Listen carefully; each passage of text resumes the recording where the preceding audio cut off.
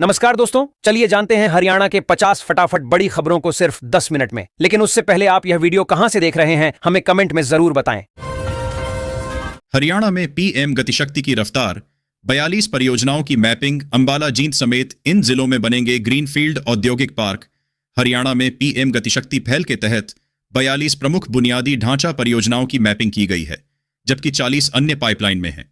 नारायणगढ़, रेवाड़ी, अंबाला, फरीदाबाद, जींद और सोनीपत में प्रस्तावित परियोजनाओं से निवेश बढ़ने, रोजगार सृजन और क्षेत्रीय औद्योगिक विकास को बढ़ावा मिलने की उम्मीद है। नारी शक्ति वंदन एक्ट, हरियाणा के सभी जिलों में महिलाएं निकालेंगी बाइक रैली, स्थानीय निकाय और पंचायतें करेंगी समर्थन। हरियाणा में नारी शक्ति वंदन अधिनियम के समर्थन में स्थानीय निकाय और पंचायतें प्रस्ताव पारित करेंगी। मुख्य सचिव अनुराग रस्तोगी ने 20 अप्रैल तक चलने वाले राज्यव्यापी जागरूकता अभियान की समीक्षा की। मुख्य सचिव अनुराग रस्तोगी ने सोमवार को नारी शक्ति वंदन अधिनियम पर 20 अप्रैल तक चलाए जाने वाले राज्यव्यापी जागरूकता अभियान की तैयारियों के लिए समीक्षा की। प्रदेश भर में जन जागरूकता एवं सहभागिता कार्यक्रम आयोजित किए जाएंगे। बायोमेट्रिक, सीसीटीवी और जियो फेंसिंग, हरियाणा में फर्जी किसानों की एंट्री पर रोक। सीएम नायब बोले, अब नहीं चलेगा फर्जीवाड़ा। हरियाणा सरकार ने केंद्र के निर्देश पर फसल खरीद में नए सुधार लागू किए हैं। इन फैसलों से मंडियों में होने वाले फर्जीवाड़े पर रोक लगी है और पड़ोसी राज्यों से आने वाली फसलों की बिक्री पर अंकुश लगा है। राज्य सरकार ने खरीद प्रक्रिया में जिन नए प्राविधानों को शामिल किया है, उससे हरियाणा के किसानों के नाम पर गड़बड़ करने वाले बाहरी लोगों में बेचैनी है। हरियाणा निकाय चुनाव, 6000 से अधिक कर्मचारी होंगे तैनात, जनता डायरेक्ट चुनेगी अध्यक्ष। 2000 ईवीएम का इस्तेमाल, हरियाणा चुनाव आयोग ने शहरी निकाय चुनावों की सभी तैयारियां पूरी कर ली हैं। चुनाव आयुक्त देवेंद्र कल्याण ने घोषणा की कि 6000 से अधिक मतदान अधिकारी और कर्मचारी तैनात किए जाएंगे। सीनियर डिप्टी मेयर, नगर परिषद व नगर पालिका में उप प्रधान के पद निकाय सदस्यों द्वारा चुनाव के आधार पर भरे जाएंगे।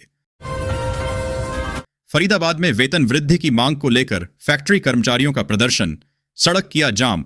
फरीदाबाद के सेक्टर 37 में एक बिजली वायर फैक्ट्री के कर्मचारियों ने वेतन वृद्धि और खाने की गुणवत्ता सुधारने की मांग को लेकर प्रदर्शन किया। पुलिस पहुंचने के बावजूद कर्मचारी 2 घंटे तक सड़क पर बैठे रहे, जिससे यातायात बाधित हुआ। इस दौरान उस सड़क से गुजरने वाले वाहनों को अन्य मार्गों का सहारा लेना पड़ा। बाद में उपश्रम आयुक्त अजयपाल डूडी आए और फैक्ट्री प्रबंधन से बात की। कीचड़ हटाने के बाद आगरा नहर की क्षमता बढ़ी, इतने जिलों के किसानों को मिलेगी राहत। उत्तर प्रदेश सिंचाई विभाग 15 साल बाद आगरा नहर की अर्थमूवर से सफाई करा रहा है। इसका उद्देश्य नहर की क्षमता 4000 क्यूसिक तक बहाल करना है। सफाई होने के बाद सिंचाई के लिए पानी छोड़ दिया जाएगा। नहर की सफाई से पलवल जिले के 52 रजवाहों से 1.5 लाख एकड़ भूमि की सिंचाई समय पर की जा सकेगी। ग्रीनफील्ड एक्सप्रेसवे पर आगरा नहर पुल का काम अंतिम चरण में, जुलाई से मिलेगी Noida airport connectivity. Delhi Mumbai expressway से नोएडा अंतर्राष्ट्रीय एयरपोर्ट को जोड़ने वाले ग्रीनफील्ड एक्सप्रेसवे पर आगरा नहर पुल का निर्माण तेजी से हो रहा है। 70% से अधिक काम पूरा हो चुका है। नोएडा एयरपोर्ट से कुंडली गाजियाबाद पलवल एक्सप्रेसवे तक का एक भाग जुलाई तक पूरा होने की उम्मीद है। यह भाग एयरपोर्ट से कुंडली गाजियाबाद पलवल एक्सप्रेसवे तक का है। जुलाई के बाद शहर के लोग इस एक्सप्रेसवे का प्रयोग कर सकेंगे। मानसून से पहले गुरुग्राम में जलभराव रोकने की तैयारियां तेज, 40 जगहों पर सीवर ओवरफ्लो खत्म करने का लक्ष्य। गुरुग्राम में मानसून से पहले जलभराव रोकने और सीवर ओवरफ्लो समस्या खत्म करने की तैयारियां तेज हैं। बैठक में 15 जून से पहले सभी जरूरी प्रबंध पूरे करने के निर्देश दिए। उन्होंने कहा कि तय समय सीमा में विभाग आपसी समन्वय के साथ कार्य करें ताकि वर्षा के दौरान लोगों को परेशानी न हो। 15 जून के आसपास दोबारा समीक्षा बैठक भी की जाएगी। द्वारका एक्सप्रेसवे पर लंबे चक्कर का झंझट खत्म, बिजवासन टोल पर यू टर्न अंडरपास दिलाएगा ट्रैफिक जाम से मुक्ति। बिजवासन टोल प्लाजा पर यू टर्न अंडरपास के निर्माण की प्रक्रिया तेज हो गई है। सर्वे के अनुसार इसके लिए लगभग 8.5 एकड़ जमीन की आवश्यकता है। यह अंडरपास द्वारका एक्सप्रेसवे पर यातायात समस्याओं और दुर्घटनाओं को कम करेगा, जिससे वाहन चालकों को लंबा चक्कर नहीं लगाना पड़ेगा। 28 जनवरी को NHAI अध्यक्ष संतोष यादव की अध्यक्षता में हुई बैठक में इस मुद्दे पर विस्तार से चर्चा की गई थी। गुरुग्राम के सभी कॉलेजों में 500 मीटर दायरा ड्रग फ्री जोन घोषित, शिक्षा विभाग ने जारी किए सख्त निर्देश। उच्च शिक्षा विभाग ने गुरुग्राम के सभी कॉलेजों के 500 मीटर दायरे को ड्रग फ्री जोन घोषित करने का निर्देश दिया है। प्रत्येक कॉलेज में एंटी ड्रग अवेयरनेस सेल सक्रिय होगी, जो नशे की आपूर्ति और उपयोग पर रोक लगाएगी। कॉलेजों में एंटी ड्रग अवेयरनेस सेल का गठन पहले से किया जा चुका है, जिसे अब सक्रिय भूमिका निभाने के निर्देश दिए गए हैं।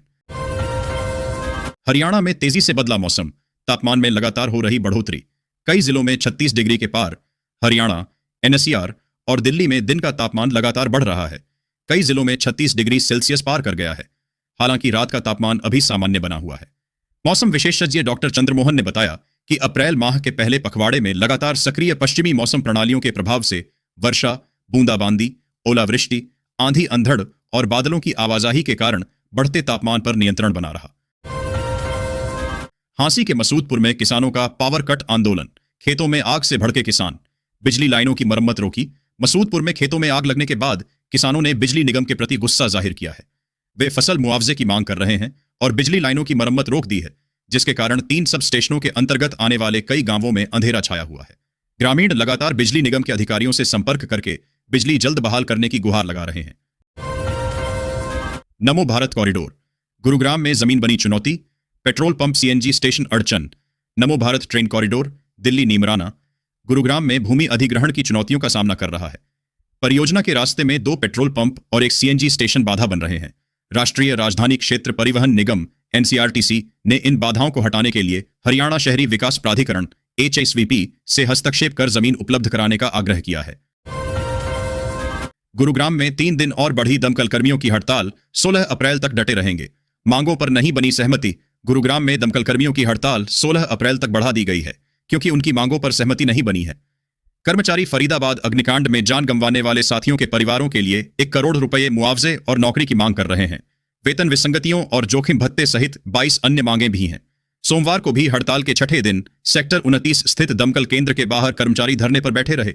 सुबह से ही बड़ी संख्या में कर्मचारी एकत्र होकर नारेबाजी करते नजर आए। कैथल के सीवन अनाज मंडी में डीसी अपराजिता का दौरा, गेहूं खरीद और उठान में तेजी के दिए निर्देश। डीसी अपराजिता ने सीवन अनाज मंडी का दौरा कर गेहूं खरीद, उठान और गेट पास व्यवस्था का जायजा लिया। उन्होंने अधिकारियों को किसानों की परेशानी दूर करने, सुचारू व्यवस्था बनाए रखने और खरीद व उठान में तेजी लाने के निर्देश दिए।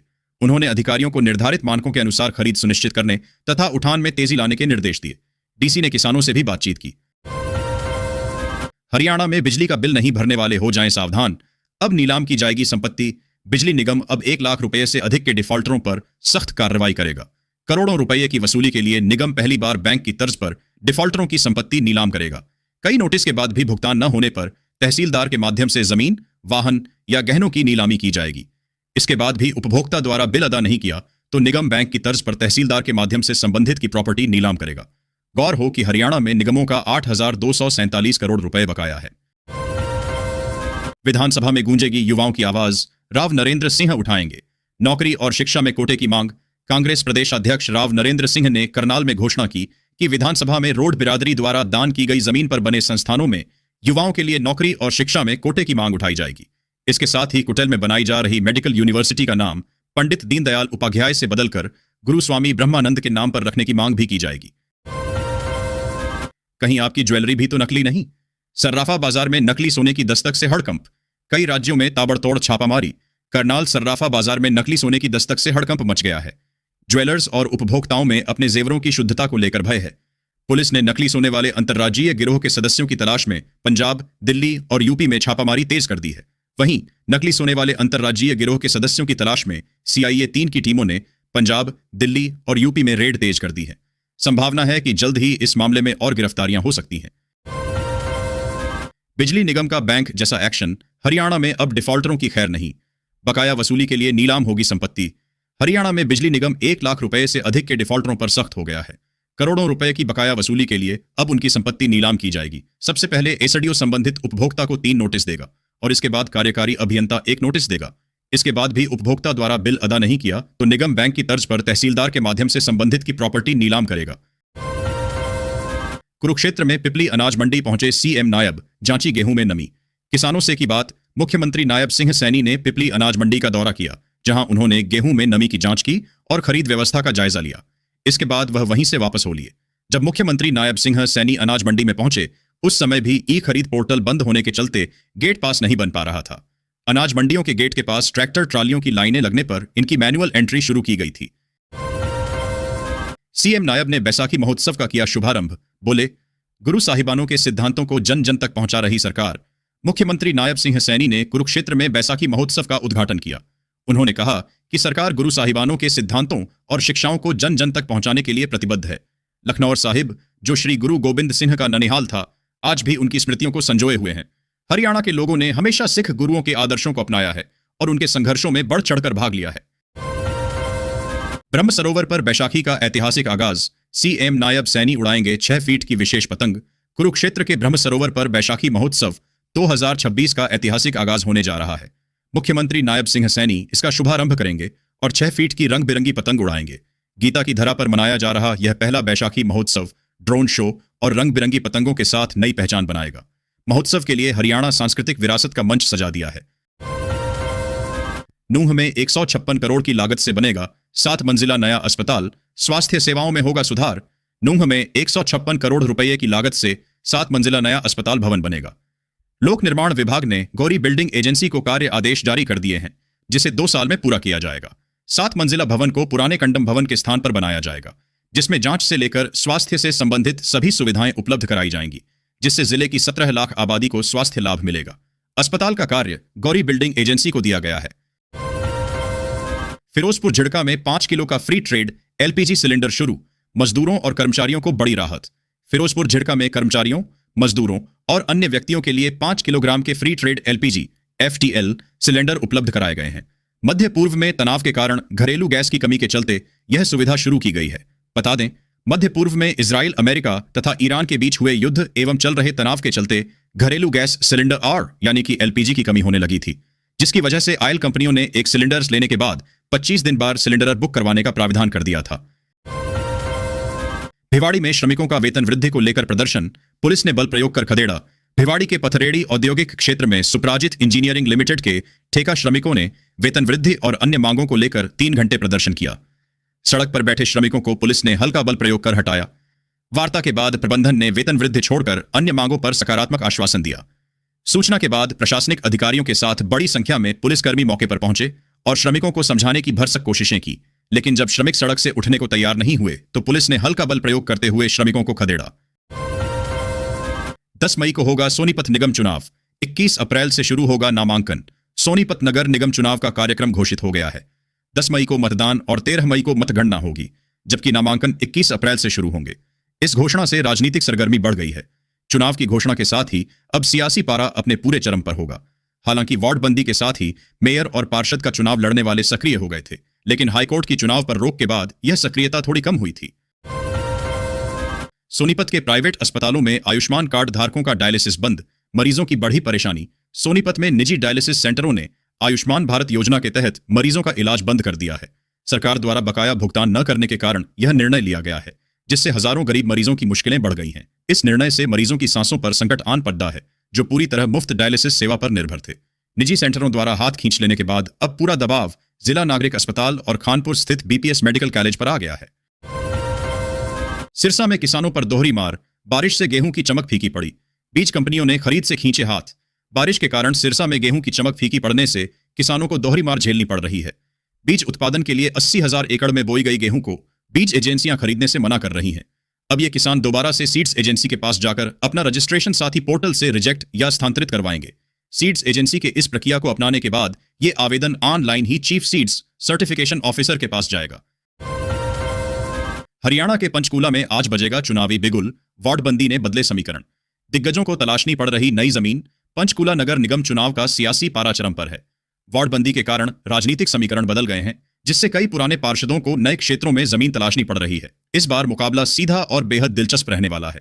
राज्य चुनाव आयोग द्वारा तारीखों की घोषणा से पहले ही दोनों प्रमुख दलों ने अपनी अपनी रणनीति को अंतिम रूप देना शुरू कर दिया है।